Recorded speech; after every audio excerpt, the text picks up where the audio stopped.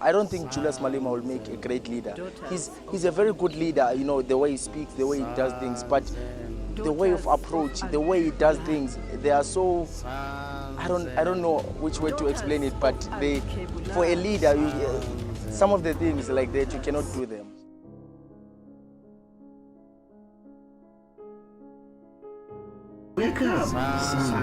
Daughters of Alkebulan. Asubuhi njema kwa wana Alkebulan wote popote pale mlipo. Hii ni sauti ya Alkebulan kutoka Afrika ya Kusini kwa kiongozi mkubwa na Hashim Kosnat Emmanuel Kumalo. Asubuhi njema hii nimetamani kukutana nanyi tena ili tupate kuzungumza na kuyaongelea mambo yetu ya wana Pan-Africanism au Pan-Africanist. Kwa kweli asubuhi hii nimependa nizungumze jambo ambalo ni muda mrefu sana nikifikiria kulizungumza, lakini nikiliacha kwa hivyo lilivyo. Kwa sasa nimeona kwamba dukuduku inanisukuma sana nipate kuliongelea hili jambo. Afrika kila siku tuna ndoto za kuungana. Afrika kila siku tuna ndoto za kuweza kuiunga Afrika na tukatengeneza mambo yakawa mazuri, tukawa na jeshi moja, tukawa na parliament moja, tukawa na rais mmoja ambaye anawafanyia kazi wa Afrika wote. Lakini tukiangalia katika mitandao na katika njia zote ambazo tunazozitumia kupitia kuwaunganisha wa Afrika, tuko wengi sana katika Afrika ambao tuko katika njia hii ya kuweza kuipigania Afrika ili tupate kuwa kitu kimoja. Ima tukitizama wale ambao waliotangulia kiasi ambacho sasa hivi wana platform iliyokuwa kubwa, wana sauti ambao wakizungumza mamilioni ya watu wanawasikia. Mengi ambayo tuko tunayaona yakifanyika ni mambo ambayo ni ya maajabu kabisa. Sidhani kwamba barabara wanayoitumia ni barabara ya kuweza kuwaunganisha wa Afrika, isipokuwa labda tunaanza kusikia na uoga. Inawezekana kuwa ni barabara ya kuendeleza utumwa na ukoloni, labda sijui. Kwa nini nasema hivyo? Ni kwa sababu tuna kiongozi mkuu wa EFF Afrika ya Kusini kwa jina Mheshimiwa Bwana Malema.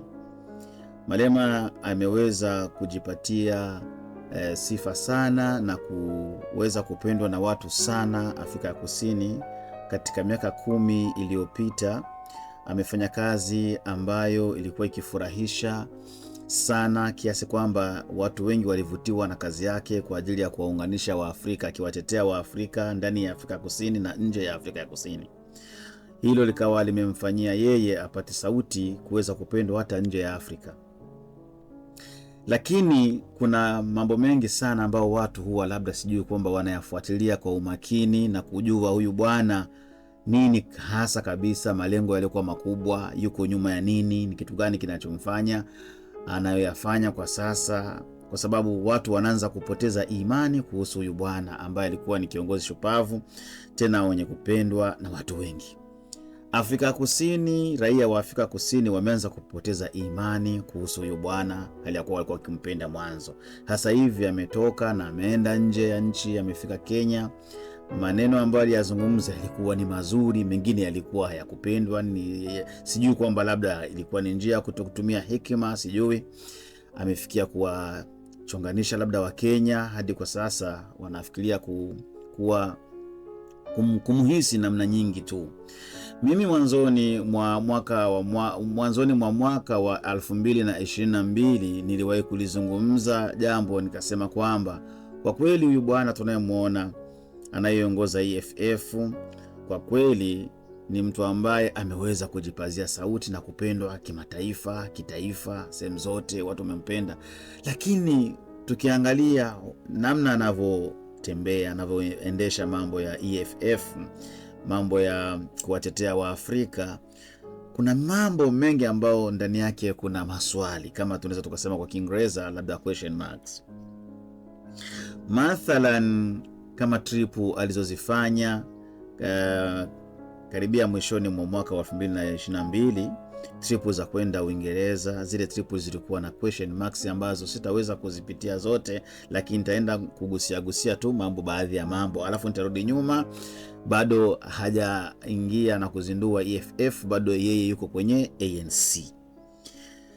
Kwanza nianzie hapa katika swala la ANC. Malema ni youth ambaye alikuwa akiongoza Youth League ya ANC. Watu wanafahamu sana hiki chama cha ANC ni chama cha Afrika Kusini, African National Congress, ambacho ni chama tawala, kinaitawala Afrika Kusini kwa miaka kadhaa, miaka ya kutosha, toka Afrika Kusini imetoka chini ya apartheid. Malema huyu, kama mnakumbuka, kipindi alipokuwa akiendesha hii Youth League ya Afrika Kusini ya ANC, kipindi cha utawala wa Jacob Zuma, watu wote wanamfahamu huyo Jacob Zuma, nchi ya Afrika Kusini ilipoteza sana uchumi na ikaanguka na ikaingia katika rate ya corruption kipindi hicho cha Jacob Zuma. Jacob Zuma aliwahi kugundulika kwamba ana mambo mengi sana aliyoyafanya ya corruption katika serikali, na kwa sasa yuko mahakamani na bado anafuatiliwa na kesi hizo za corruption. Lakini tukichunguza kipindi kile, bwana Malema huyo ambaye leo hii anasema kwamba anapambana dhidi ya corruption, anapambana kwa kuweza kuinua uchumi, economic freedom fighters. Sasa huyo pia ndiye alikuwa mstari wa mbele kwa kumtetea Zuma. Zuma is one of the most important people in the country who has contributed to the collapse of the apartheid regime, and he continues to play a role, and a positive role in the development of young people. He has got an education fund, and its role is to take young people to school. He grew up in a disadvantaged area where he has been helping many people, especially those who come from the poor background. Now, that person qualifies to be a role model. Anybody who's prepared to lend a helping hand and who cares about others is a role model, and Zuma represents that very well. Hadi alifikia kusema kwamba ataua kwa ajili ya Zuma, na watashoot to kill kwa ajili ya Zuma. Sasa whether Zuma walifanya makosa au Zuma hakufanya makosa, lakini yeye alisimama msimamo wake kwamba Zuma yuko right, na atakayepingana na hilo yeye ataua kwa Zuma. Sasa jamani, watu walimfuatilia taratibu, wakamsikiliza. Mwisho Zuma aliondoka, na Zuma amekabiliwa sasa na hukumu za corruption, na nani aliyemsimamia? Ni Malema. Kawachukua vijana wote wa Afrika Kusini kusimama na kumtetea Zuma ili Zuma apate kusalimika na aondoke bila ya matatizo. Lakini sasa unaona, sisi vijana huwa hatutizami tunakopelekwa. Siasa ni kizunguzungu. Mambo yalivyobadilika, Malema huyo akawa ndiye mwenye kuwa mstari wa mbele pia kumpiga vita Zuma ili Zuma apate kuondolewa kwenye madaraka. Tatizo liko hapo. Huwa tunafuata mashamsham tu, maana yule ni kijana mwenzetu, basi tumtetee kijana mwenzetu. Unaona, mtu ukimpenda humtizami, eti jicho linalopenda huwa alitizami kosa. Sasa tuangalie alikotufikisha. Nchi imekuwa taabani Afrika Kusini. Nchi imekuwa corruption kuanzia kipindi kile cha Zuma hadi leo hii ni kitu cha kawaida. Corruption imekuwa kitu cha kawaida kabisa. Wakina nani waliosimamia, waliokinga kibaba, wakaziwia kwamba chochote kile kitaka kifanyike na hakuna atakayezuia? Alikuwa ni Malema, mstari wa mbele. Huyo ni mtu ambaye anasema kwamba anaipigania freedom fighter, anaipigania freedom, anaipigania economy. Angalia tumefikia wapi Afrika Kusini kuhusu economy. Haya yote watu wayaone. Wanatizama, watu wanafuatilia sana ulimi mtamu anaozungumza Malema kwamba yeye anawapigania Waafrika, anawatetea Waafrika, lakini Waafrika wanaendelea kuuawa hapa South Africa. Kwao hapa South Africa wanaendelea kuuawa, wanaendelea kunyang'anywa vitu vyao, wanaendelea kupoteza maisha, hawapewi vitambulisho, yani hakuna kitu hata kimoja ambacho Mwafrika hapa ambaye sio hapa anachokifaidi isipokuwa tu unyonge na udhalili. Platform anayo, akisema hata aseme, kwa nini asichukui watu ana watu zaidi ya milioni kwenye rekodi ambao wanamfuata. Kwa nini asisimami atetee hilo? Kuna kipindi fulani alifanya maandamano ya kutaka kumtoa rais ambaye anayetutawala sasa kwa sasa, Mheshimiwa Ramaphosa. Akasema kwamba kama serikali ya Afrika Kusini haikumaliza jambo la umeme, matatizo ya umeme, ugawaji wa umeme, anatakiwa aondoke mara moja. Malema ataingia barabarani kwa kufanya hilo ili wapate kumuondoa huyo rais, au jambo la umeme lipate kuwa vizuri. Because the reality is that, Mr. President, nothing is working under you. You are a man on top and doing nothing. And that is very irresponsible of a man to be on top and do nothing. The reality of the situation is that you went against the advice we gave you when you started as a president, that listen to your own organization. Your own organization has now said, put the ESCOM under energy. What did you do? You went to a separate kitchen cabinet and created a Ministry of Electricity, which doesn't derive from the resolutions of your own organization. Ouch. That was a lot that he said in that short period of time. He told the president that things are not working under him. And as the man who is in charge, he should be ashamed of himself. And basically, he's telling him that he's not doing a great job. I mean, if you look at what people are saying and what's been happening, especially when it comes to the electricity issue, the water issue, frustrated South Africans are protesting against the injustice of rolling blackouts. A group of protesters marched to the union buildings in Pretoria to vent their frustration over rolling blackouts, hoping to ignite the fire for other South Africans to call the government to account. They're voicing their anger over the recent National Energy Regulator of South Africa, which is NERSA, approving the electricity tariff hike. You understand why the people are frustrated and why Julius Malema is calling him out. And it's not the first time Julius Malema is calling out Ramaphosa or his party. He is outspoken, he's very direct, and we've covered a lot of his speech on this channel, and he does a great job expressing himself. And at least from our side, it sounds like he cares about the people. He wants to change things for the better, and we can't be mad at that. But sometimes though, I wonder how come he doesn't get as many votes that you would think that he should get with everything that his party does as well as him. But if you're from South Africa, please educate us down below. I don't think Julius Malema will make a great leader. He's a very good leader, you know, the way he speaks, the way he does things, but the way of approach, the way he does things, they are so, I don't know which way to explain it, but for a leader, some of the things like that, you cannot do them. The insults, the provokes and everything. And imagine having a leader like that who's leading the whole country.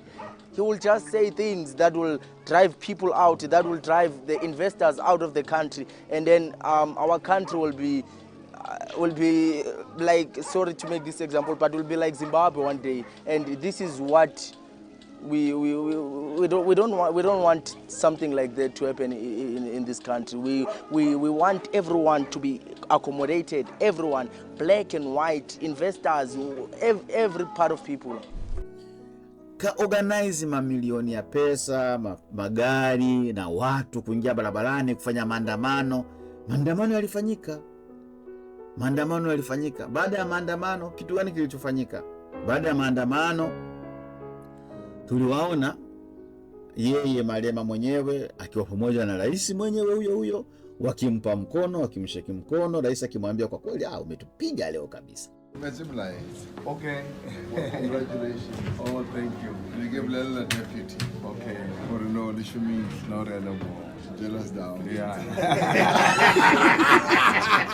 Who's calling Malela? Getting jealous down. Now getting jealous. Sasa tuangalie ni kitu gani alichoachieve kama aliwapiga. Yaani kama hawalikuwa labda hawamcheki. Kitu gani alichokiachieve? Umeme wa South Africa bado uko pale pale. Yale matatizo ya umeme tunayo hadi leo. Haya. Rais ambaye alikuwa anaambiwa eti anatakiwa ku step down ndiye rais yule yule anayetutawala. Sasa ni mafedha ya kiasi gani ambayo yalipotezwa? Watu walimkataza, wakamwambia Malema usifanye hivyo kwa sababu hakuna utakachokifaulu sana, itakuwa ni kupotezea muda watu na pesa na nini.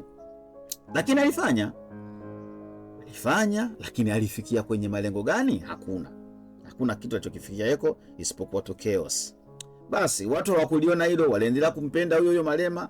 Haya, kipindi kingine akaitisha mkutano mwingine, mkutano alioitisha wa kutetea wanafunzi wasome bure university, kuanzia sijui primary hadi university, wanafunzi wasome bure. Sawa, malengo mazuri yote hayo, lakini sasa leo tuko wapi? Kitu ambacho tulichokiona ambacho kiliwashtua kwanza wa Afrika. Sisi wa Afrika ni watu ambao kwa kweli hakuna kitu tunachokichukia sana kama kitu kinachoitwa ushoga. Ushoga sio asili ya mwanadamu, eti mtu anazaliwa ni shoga. Hapana. Ushoga ni jambo ambalo linawekwa ndani ya mwanadamu. Mtu anabadilishwa jinsia zake, hisia zake, lakini natural mwanadamu anazaliwa hana mambo ya ushoga. Mwanadamu wa aina yoyote. Sasa watu ambao wanapenda namna ya kujibadili ni watu ambao sio wa Afrika. Hizo culture haiko hapa Afrika. Eti Mwafrika yeye ajibadili awe shoga na nini, kitu kama hicho Afrika hatuna. Hiyo culture imetoka Ulaya huko. Sasa wanakuja kuintroduce hapa kwetu Afrika na kwa kweli ni mambo ya kusikitisha sana. Tulimsikia Malema akiwapa uhuru watu ambao wanaotaka kuwafanya mambo ya ushoga wawe huru, anawatetea. Sasa hizo ni mila za Kiafrika ambazo zinaondolewa katika mila zetu, na zinaingizwa katika mila zetu za Waafrika. Huyo ni mtu ambaye anatetea Mwafrika, huyo ni mtu ambaye anataka Mwafrika eti ajiunge. Angalia sasa, hivi karibuni tu ameenda Kenya, amewaacha Wakenya wako confused. Wakenya sasa hivi watamalizana kwa sababu ya maneno tu aliyozungumza. Mengi maneno aliyozungumza yalikuwa ni mazuri, kama alivyomvamia na kumwataki rais wa Kenya, rais Mheshimiwa Ruto. Kweli alifanya hivyo, lakini sasa kuna kipindi fulani unaweza ukazungumza, lakini ukazungumza point kabisa na watu wakakusikia, lakini point yako kaizungumza vibaya. Unaona? Point yako ukaileta kama uko rude, unaongea vibaya, hutoi heshima kwa watu. Sasa Wakenya wameshachukia. Wakenya wamechukia, wengine wamependa maneno yake. Yaani kidiplomasi huyu kijana Malema hazungumzi jambo ambalo ni la pointi alafu likajenga. Anazungumza jambo ambalo ni la pointi baadaye linabomoa, which is not a language. Hiyo ndio ambayo sio kauli ya kuwajenga watu, unaona, bali unafanya kauli za kuweza kuwatia sasa watu wafikie kusema so what. Fikiria sasa hivi Wakenya kweli wanaanza ku question, unaona, rais wao. Sasa hivi walikuwa wakimquestion toka zamani, lakini wanamquestion katika mambo sasa. Alafu kitu kingine, kama wewe ni rais, kuna mambo mengine labda Malema anaweza kuwa hayafahamu. Kwa sababu gani? Labda hajawahi kupata ule uwezo wa kuweza kutawala akawa rais wa nchi. Unajua, kutawala chama na kutawala nchi ni mambo mawili tofauti, unaona.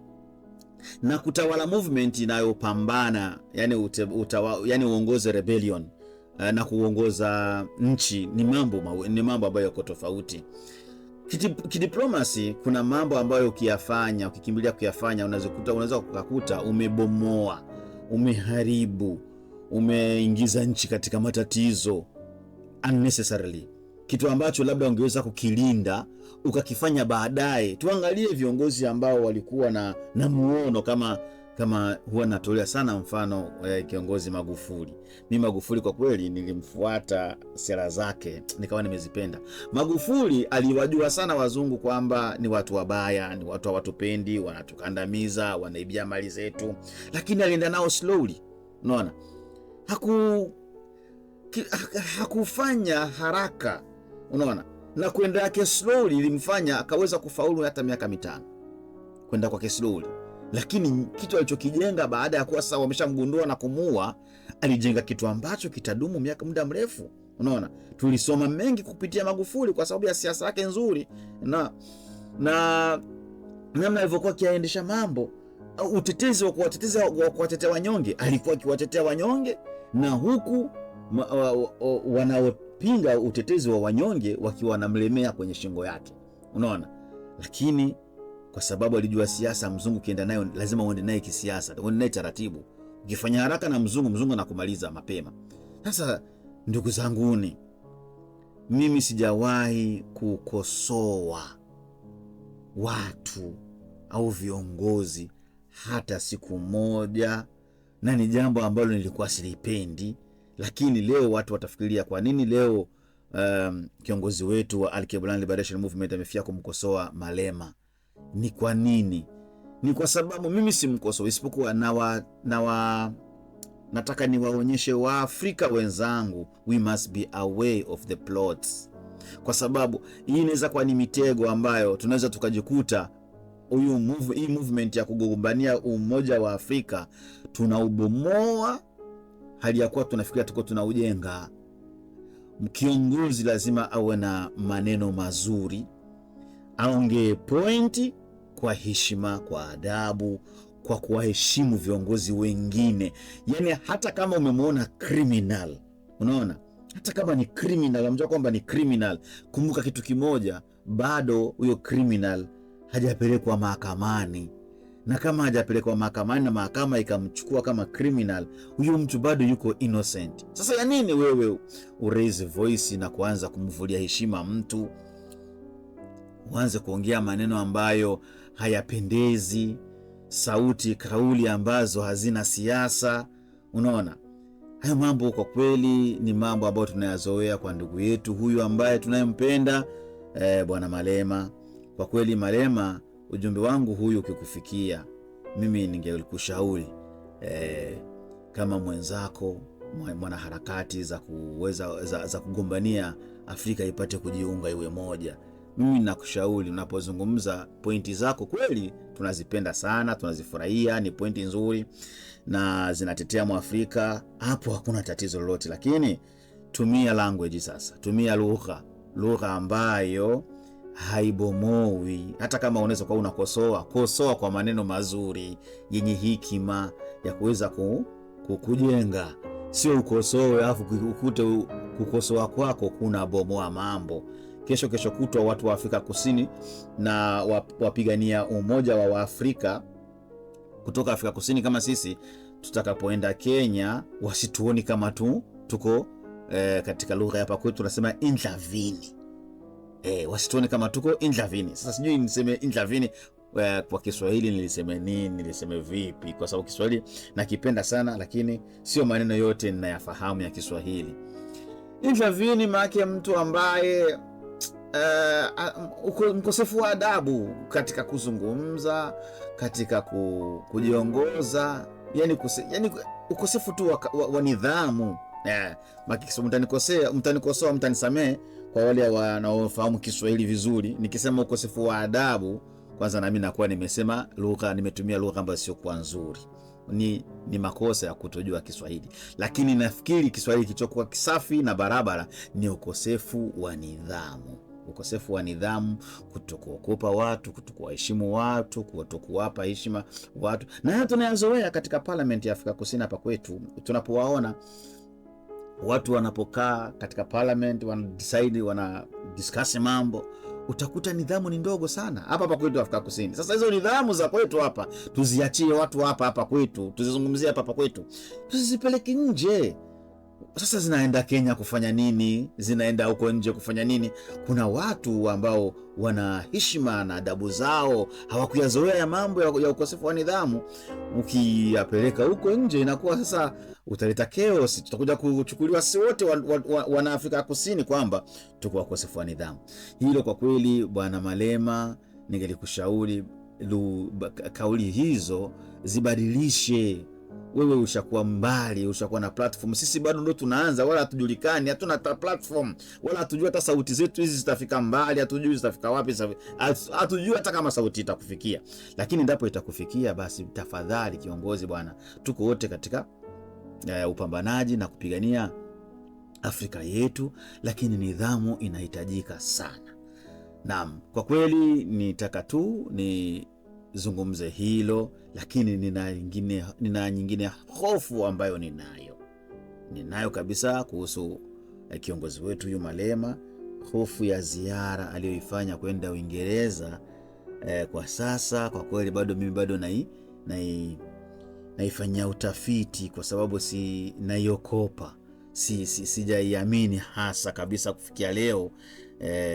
Nafikiria kwamba labda Malema anaweza kuwa labda ameshatuuza, lakini nikisema hivyo lazima nije na evidence. Sasa sijawa na evidence, lakini ile hofu tu, huenda kama nitakuwa niko right tutayaona baadaye, na kama nitakuwa niko wrong pia basi nisameheke, lakini yote tu time will tell. Unaona, muda unaongea, watu hawajui kama muda unaongea, lakini time will tell. Hapo tunakoelekea panaweza kuwa ni pazuri kwa kupelekwa na EFF, na panaweza kuwa ni pabaya pia pakatuletea matatizo. Sina mengi zaidi, nataka tu niishie hapa. Wana wa Alkebulan ninawapenda sana, na ninawapenda hata wale ambao sio Alkebulan lakini ni wapiganiaji wa umoja wa Afrika. Kwa kweli tunatakiwa kujiunga wa Afrika na kuikomboa Afrika. Tena Mheshimiwa Ruto, mimi nataka nifanye apology on behalf of our EFF leader, kama as one of South African also who was head to head the speech that was samani kwa kuongea Kiingereza, speech ambazo zilizoweza kuaddress wewe kutoka kwa kiongozi wetu wa EFF bwana Malema. Kwa kweli nidhamu ilikuwa mimi ninavyoiona ilikuwa haipo, ilikuwa ni ndogo. Samahani, tunakuomba umsamehe, usiondoe visa kuhusu Malema, usimchukulie vibaya. Bado ni kijana na amekuwa katika mazingira kama hayo, nafikiri unaweza kuwa unamfahamu. Basi kwa kweli tumsamehe. Waafrika lazima tujenge, tusibomoane, tujengane. Kubomoana sio vizuri.